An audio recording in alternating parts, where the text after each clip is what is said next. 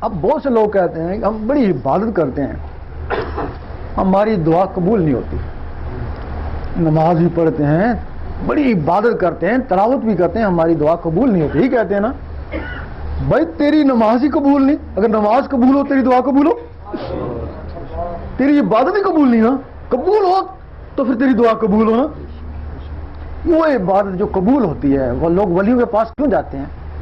درباروں میں جاتے ہیں، ان کے پاس جاتے ہیں، جا کے عبادت نہیں کرتے، جا کے صرف بات ہی کرتے ہیں، اللہ تعالیٰ قبول کر لیتا ہے۔ کیا وجہ ہے؟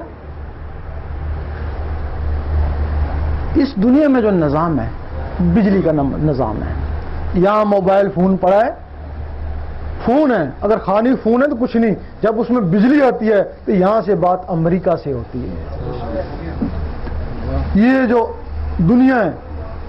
باطن کا عکس ہے، یہاں بجلی کا نظام ہے، ادھر نور کا نظام ہے،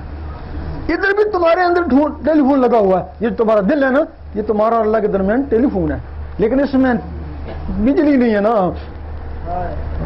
جب وہ اللہ اللہ کے رگڑے سے وہ نور اکٹھا ہوگا تو وہ اس میں بجلی بنے گا نا، پھر یہ نور کا تعلق اس نور سے، پھر تم یہاں نماز پڑھو گے وہ عرش مولا میں جا کے گونجے گی، اللہ تم یہاں تلاوت کرو گے تو عرش مولا میں جا کے گونجے گی۔ وہ نماز مومن کا معراج ہے،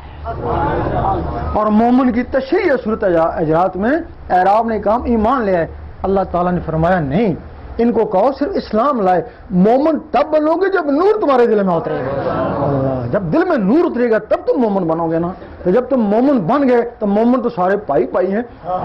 تو پھر کدھر سنی شیعہ وہابی گیا؟ یہ سنی شیعہ وہابی ابھی آیا نا، پہلے تو حضور پاک کے زمانے نہ سنی نہ شیعہ نہ وہابی، کون تھے؟ سارے امتی تھے۔ امتی وہ ہوتا ہے جس کے اندر نور ہوتا ہے، دل میں نور ہوتا ہے، وہ امتی ہوتا ہے۔ جب دل سے نور نکل گیا سنی شیعہ وہابی بن گیا نا۔ اب اگر تمہارے دل میں دوبارہ نور آ جائے، یقین کرو کبھی نہیں کہو گے میں سنی ہوں، میں شیعہ ہوں، میں وہابی ہوں، یہی کہو گے بس امتی ہوں تمہارا یا رسول اللہ، میرا شاہی میرا شاہی جن سے ہم نے نعمت پائی، بن کے مست ملنگ رہیں گے۔